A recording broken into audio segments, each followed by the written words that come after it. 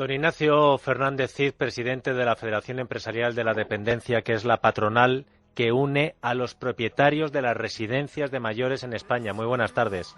Muy buenas tardes. Don Ignacio, ¿usted sabe por qué el Gobierno se niega a dar los datos de las residencias?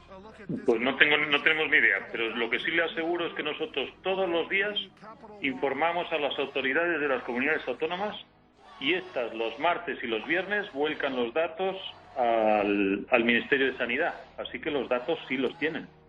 Los datos los tiene el Gobierno, los datos los tiene además de fuente directa de las residencias y de las comunidades y se niegan a darlos. Bueno, es que de hecho no los dan, así que me imagino que sí, claro. No los están dando porque no los quieren dar. ¿Usted sabría decirme esos datos o es imposible porque tendríamos que hablar con todas y cada una de las comunidades para que nos lo pasaran?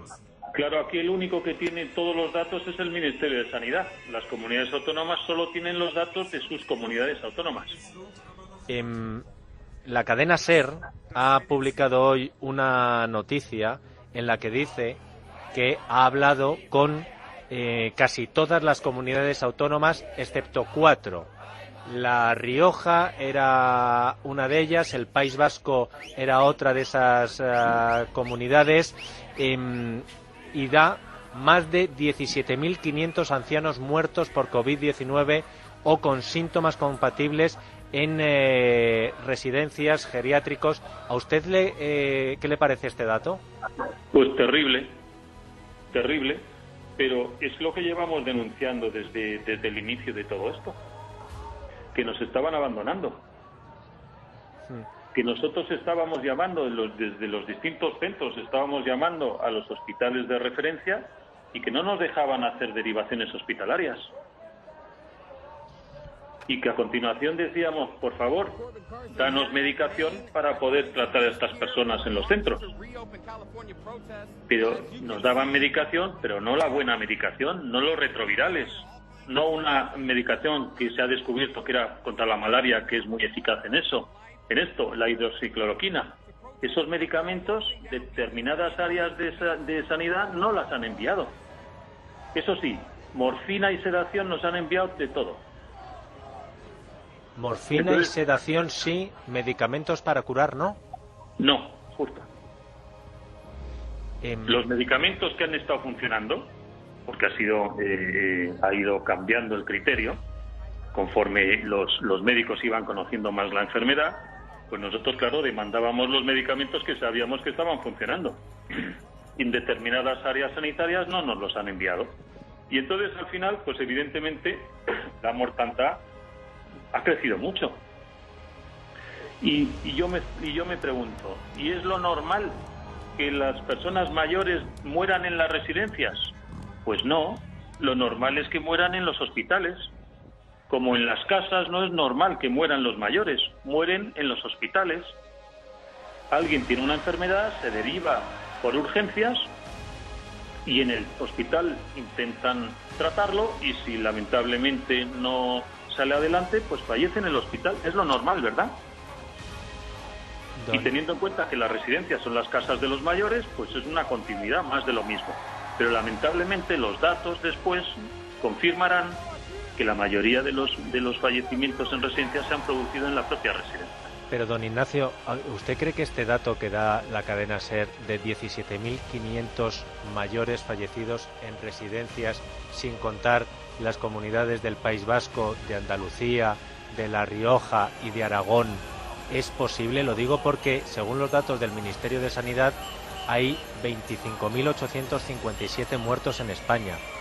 17.500 en las residencias supondría que hay muchos muertos que no se han contado. ¿Usted cree que este dato que se publica hoy y que no nos da el Ministerio de Sanidad, pero, y no me importa citar a una radio de la competencia cuando hacen un trabajo tan exhaustivo, ¿es posible que haya 20.000 ancianos que han muerto en residencias en toda España? Bueno, ha dicho usted 17.500. Sí, pero 17.500, escúcheme, sin contar con una de las claro, una de las comunidades más pobladas que es Andalucía, una de las comunidades que mayor y antes sufrió la epidemia, que es el País Vasco, y luego Aragón, y La Rioja, que es otra de las comunidades que más sufrió el coronavirus. Por eso le digo que 17.500 sería un mínimo a falta de esas 4 comunidades, teniendo en cuenta que el total son 25.000 muertos. O faltan muchísimos muertos por contar, o habrían muerto casi todos en las residencias. Eso le iba a decir, es que el dato de los 25.500 evidentemente no es real. Leía este fin de semana un estudio que han hecho unos ingenieros que cifraban las cifras oficiales, había que corregirlas con un factor corrector del 176%. Y entonces nos iríamos a 40 y tantos mil. No los 25.500. Entonces, esta cifra que dice usted de 20.000, sí, lamentablemente sí sería posible, claro que sí. 2 preguntas concretas y le doy paso a Carlos Cuesta y a Carmen Tomás, que ambos le quieren hacer preguntas. La primera, ¿usted sabe cuántos test y a cuántos ancianos y a cuánto personal de las residencias se están haciendo? Porque es otro dato que nos niega el gobierno. Bueno, fíjese, nosotros hemos sacado precisamente una nota de prensa poniendo de relieve esta situación. No nos están pasando los test. Y sin embargo ya se está hablando incluso de pasar masivamente los test a toda la sociedad. Pero otra vez vamos a volver a cometer el mismo error. Lo que tendremos que es arbitrar medidas e implementarlas para proteger a la población más vulnerable. Y la población más vulnerable es la que está en las residencias, porque son personas mayores muy dependientes. Y no les han pasado los test. Nos están pasando test a las personas que son sintomáticas. Pero claro, personas sintomáticas, después de ¿cuántas semanas ya llevamos de pandemia? 9 semanas. Pues hay muchas otras personas que no son sintomáticas, son asintomáticas. Y después, no solo hay que pasar los test a todos los residentes, hay que pasárselo a todo el personal, que no se lo están pasando. Y además, tiene que ser en el mismo acto, porque si no, no tenemos el cuadro exacto de la situación que tenemos en cada centro. Porque si una semana haces test a unos, a la semana siguiente a otros 10, después a otros 5, después a tal, cuando has acabado el último, el primero no te vale de nada, porque después de tantas semanas eso no sirve de nada. Pero algo tan evidente y tan obvio, no lo entienden. O si lo entienden, les da igual. Don Ignacio, dígame que por lo menos el personal de las residencias tiene ya el material de protección para evitar contagios o contagiar a los pacientes. Sí, eso sí se lo confirmo, que ahora ya sí tenemos material de protección suficiente, sí, sin duda. Y ya para tranquilizarme del todo en ese aspecto, suficiente como para combatir una segunda ola de la que esperemos no llegue nunca.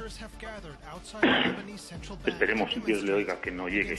Pero dése usted cuenta además que ahora vamos a necesitar mucho más material, porque en el momento en que empiecen los mayores a salir de sus habitaciones, los mayores tienen que salir con sus propios materiales de protección. Claro. Por tanto, evidentemente vamos a seguir necesitando materiales de protección mucho tiempo, porque este virus ha venido aquí para quedarse bastante, lamentablemente. Entonces, tienen que salir de las habitaciones ya, porque es que no es que estén confinados en sus casas como estamos nosotros, no. Están confinados en las habitaciones. ¿Usted se imagina 2 meses en una habitación, en su habitación de casa?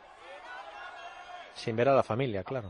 Y encima sin ver a la familia, estaría usted desesperado. Pero además una persona mayor con una musculatura muy débil necesita deambular, necesita moverse y por supuesto necesita socializar como lo necesitamos todos, pero ellos más, porque son más vulnerables y porque en situación de dependencia uno es mucho más sensible, como es lógico, ¿no? Es terrible lo que nos está contando don Ignacio.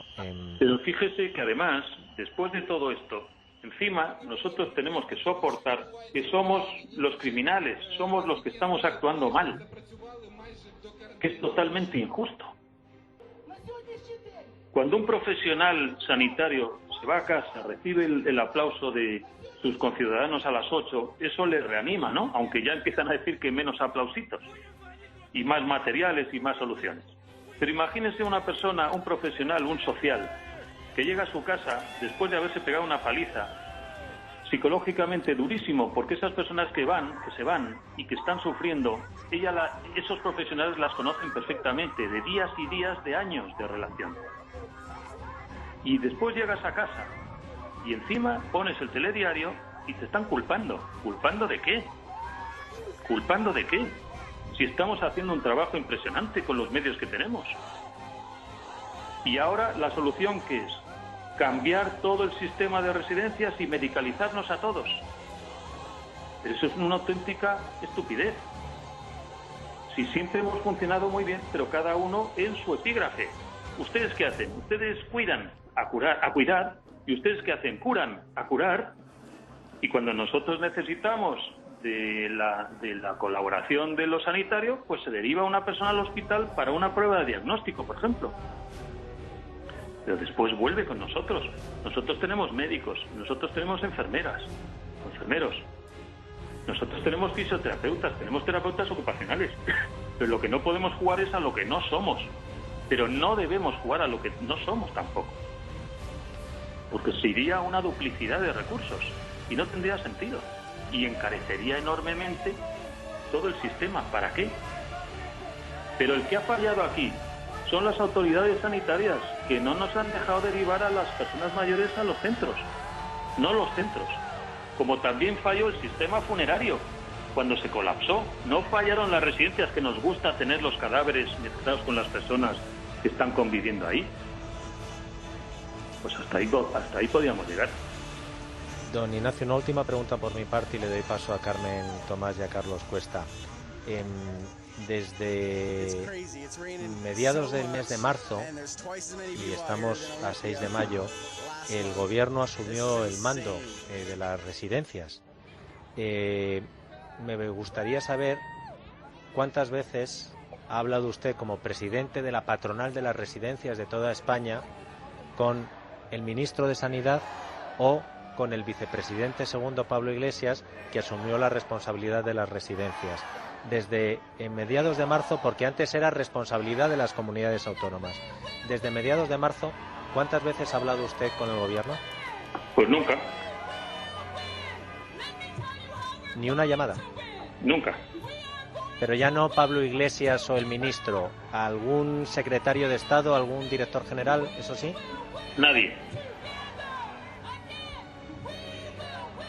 Carmen Tomás. Bueno, a ver si consigo reponerme de lo de la morfina, porque me he quedado helada, ¿eh? Estoy todavía con palpitaciones. Bueno, tú le has preguntado a partir del estado de alarma, y es verdad que antes dependían de las comunidades autónomas, pero como todos sabemos, ya antes del estado de alarma, bastante antes, ya la OMS advirtió de la pandemia, ya la Unión Europea también advirtió, en fin, ya todos los documentos que hemos ido viendo todos estos semanas,